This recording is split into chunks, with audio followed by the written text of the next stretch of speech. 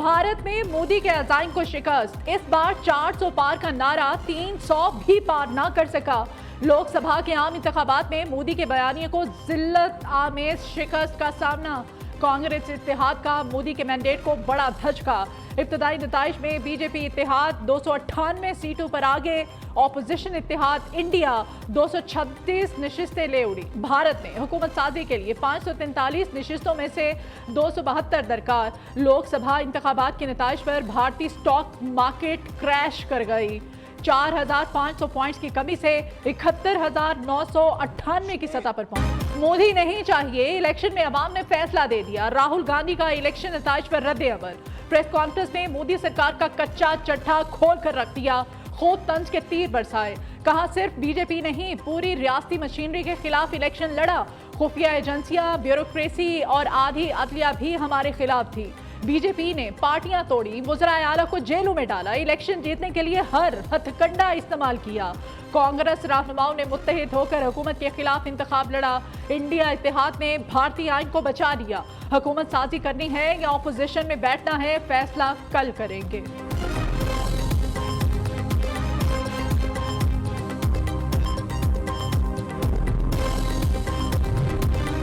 BJP की फतह दुनिया की सबसे बड़ी जमहूरियत की जीत है। ये 140 करोड़ भारतीयों की कामयाबी है। नरेंद्र मोदी ने कहा, लोगों ने लगातार तीसरी बार एनडीए पर भरोसा किया। इलेक्शन नताइज से तय है कि हुकूमत बना लेंगे। ऑपोजिशन इत्तेहाद इंडिया की हुकूमत साजी के लिए बड़ी गेम। भारतीय जनता पार्टी की 2 इत्तेहादी जमातों से राब्ता। जनता दल के रहनुमा नीतीश कुमार को डिप्टी वजीर आजम की पेशकश। टीडीपी को इत्तेहाद का हिस्सा बनने पर आंध्र प्रदेश को खुसूसी हैसियत देने की ऑफर। जनता दल और टीडीपी को हुकूमत साजी में किंग मेकर की हैसियत हासिल हो गई।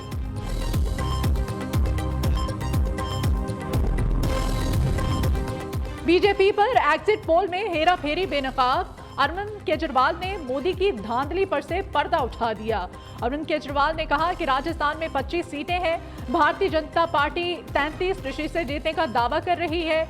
बीजेपी राजस्थान में धांधली किए बगैर नहीं जीत सकती।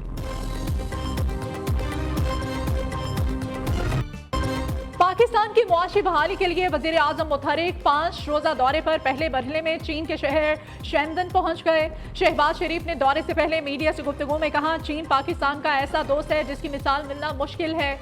ये दौरा ताल्लुकात के नए दौर का आगाज है। चीनी तजुर्बात से फायदा उठाना चाहते हैं। सी पैक का दूसरा मरहला अहम संग मील। पाकिस्तान मजीद मजबूत होगा। सनतों का कयाम और दोनों हुकूमतों के दरमियान बड़े मंसूबे ज़ेरे गौर आएंगे।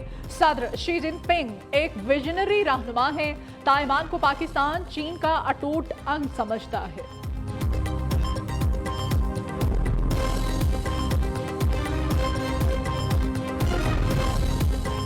मखसूस नशिस्तों का मामला इलेक्शन कमीशन की गलती की वजह से पैदा हुआ। माजरत के साथ कहूंगा, सुप्रीम कोर्ट ने इलेक्शन कमीशन की गलती पर रबड़ स्टैंप लगाई। सियासी जमात को इंतखाबी निशान से महरूम करना तनाज़े की वजह बना। इलेक्शन कमीशन के रूल्स कैसे पीटीआई उम्मीदवारों को आज़ाद करार दे सकते हैं। चीफ जस्टिस मुनीब अख्तर के सुन्नी इत्तेहाद काउंसिल को मखसूस नशिस्तें देने के केस में रिमार्क। जस्टिस मंसूर अली शाह ने कहा, यह नहीं हो सकता कि इजाफी नशिस्तें सियासी जमातों में बांट दी जाएं। जस्टिस जमाल खान मदोखेल बोले, आज़ाद उम्मीदवार वो होता है जो किसी सियासी जमात से वाबस्ता न हो। जस्टिस आयशा मलिक ने सवाल उठाया, इलेक्शन कमीशन ने किस बुनियाद पर उम्मीदवारों को आज़ाद करार दिया था।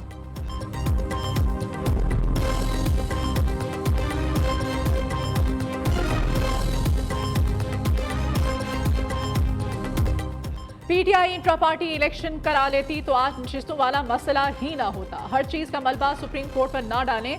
पीटीआई ने अपने लोगों को जमहूरी हक से महरूम रखा। चीफ जस्टिस काजी फाइज ईसा के सुन्नी इत्तेहाद काउंसिल की मखसूस नशिस्तों के केस में रिमार्क।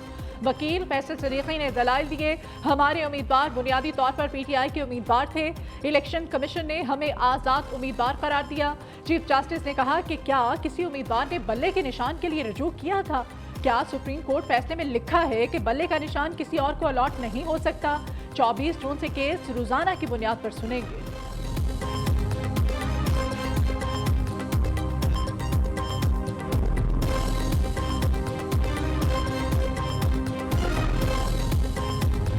पार्टी और खान साहब की हिदायत के मुताबिक अब उनके लिए हम कोशिश कर रहे हैं कि हमारे 78 सीटें हमें मिले जो रिजर्व सीटें, उनमें से 67 सीटें वुमेन की है और 10 सीटें नॉन मुस्लिम की है। सुप्रीम कोर्ट की जितनी ऑब्जर्वेशन हमने देखी है उस ऑब्जर्वेशन के मुताबिक हमें उम्मीद है इंशाअल्लाह ताला ये सीटें हमें मिलेगी। सुप्रीम कोर्ट से 78 मखसूस नशिस्तें मिल जाएंगी। बैरिस्टर गौहर पुरुम्मीद चेयरमैन पीटीआई मीडिया से गुफ्तगू में कहा कि आईन और कानून के तहत इंट्रा पार्टी इलेक्शन कराएं। हमारी मखसूस नशिस्तें किसी दूसरी जमात को नहीं दी जा सकती। सुप्रीम कोर्ट हमारे मैंडेट की वापसी को यकीनी बनाएंगी।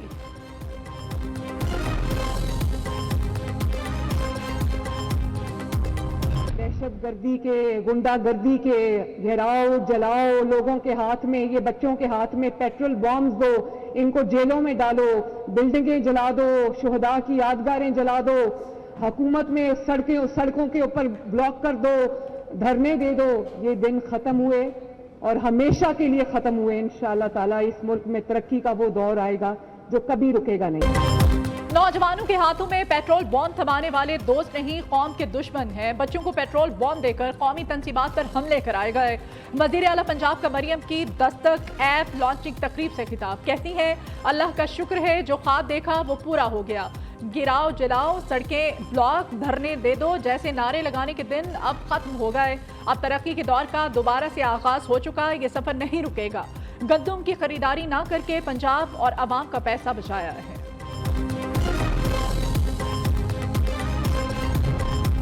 फैसल बावडा का तौहीन अदालत केस में गैर मशरूत माफी मांगने से इनकार। फैसल बावडा ने सुप्रीम कोर्ट को बयान हल्फी जमा करा दिया। बयान में कहा कि प्रेस कॉन्फ्रेंस का मकसद अदलिया की तौहीन करना नहीं, मुल्क की बेहतरी था। तौहीन अदालत की कार्रवाई आगे बढ़ाने पर तहम्मुल का मुजाहिरा किया जाए।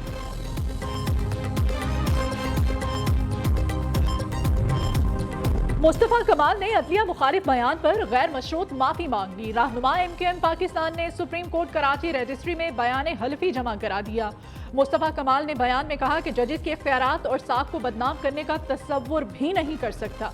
मीडिया से गुफ्तगू में कहा कि कराची में स्ट्रीट क्राइम पर नस्लकुशी की जा रही है।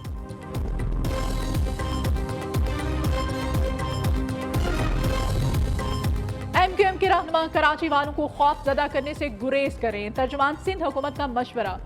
गहनोर खान ने मुस्तफा कमाल के बयान को बचकाना करार दे दिया। कहा कि कराची की सिक्योरिटी मसाइल का हल शहरियों को मसल्ला करने में नहीं है। मुस्तफा कमाल सस्ती शोहरत के लिए नस्ल परस्ती और अदम तहफ़्फ़ुज़ के खौफ को हवा दे रहे हैं। माजी की सियासी चालों से अवाम को बेवकूफ़ नहीं बनाया जा सकता।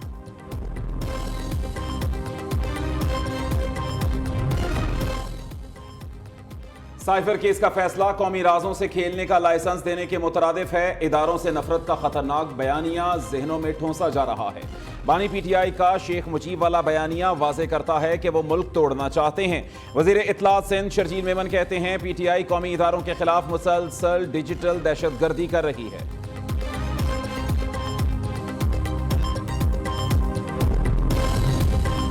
मुदाखलत की शिकायत है तो शहबाज शरीफ इस्तीफा दे दें। शाहिद खान अब्बासी का वजीर आजम को मशवरा। नून लीग की मौजूदा सियासत से इत्तेफाक नहीं करता। जहां अदलिया इंसाफ ना करे और सियासत का हिस्सा बन जाए वो मुल्क तरक्की नहीं करते। साबिक वजीर आजम का निजी TV को इंटरव्यू। कहते हैं 30 बरस में PTI ही हकीकी सियासी जमात के तौर पर सामने आई।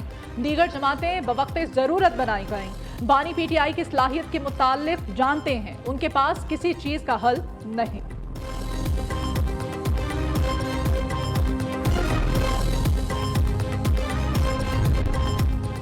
जमशुदा अजला को NFC अवार्ड के तहत हिस्सा दिया जाए। मसाइल के हल के लिए पार्लिमानी कमेटी तश्कील दी जाए।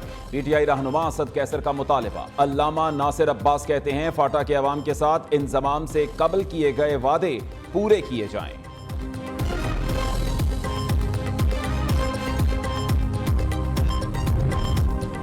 कर्ज उठाओ, घर का सामान बेचो, बिजली बिल की किस्त का ख्याल भी जहन में ना लाओ।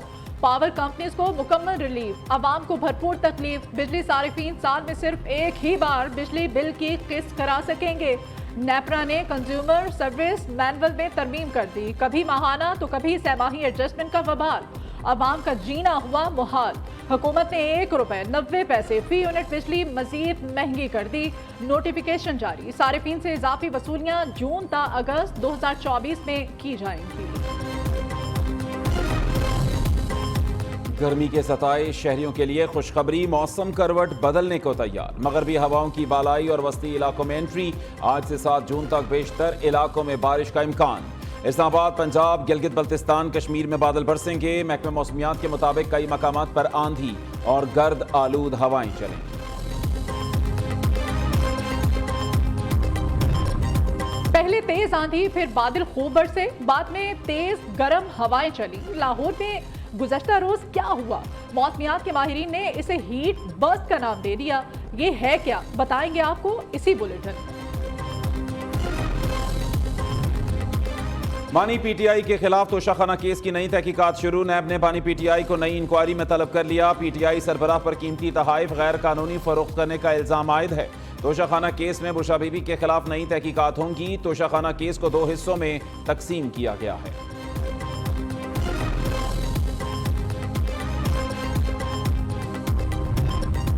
इस्लामाबाद हाई कोर्ट का पीटीआई का दफ्तर फौरी डीसील करने का हुक्म। सीडीए के खिलाफ तहरीक इंसाफ दरखास्त मंजूर। अदालती फैसले में कहा गया, सीडीए ने दफ्तर सील करने के ऑर्डर से पहले कोई नोटिस नहीं दिया।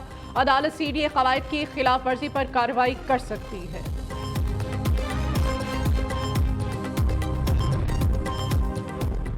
शायर अहमद फरहाद की दरखास्त जमानत मुस्तरद। अहमद फरहाद 10 रोजा जिस्मानी रिमांड पर पुलिस के हवाले। मुजफ्फराबाद की इंसदाद दहशतगर्दी अदालत ने महफूज फैसला सुना दिया।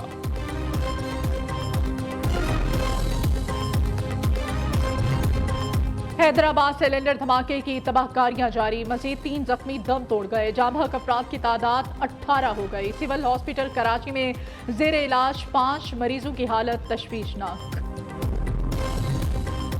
कराची के इलाके डिफेंस में कार पर फायरिंग से सनतकार आसिफ जां बहक। पुलिस के मुताबिक 2 मोटरसाइकिल सवारों ने गोलियां बरसाईं। पेशावर में देरीना दुश्मनी पर पुलिस एहलकार को मौत के घाट उतार दिया गया।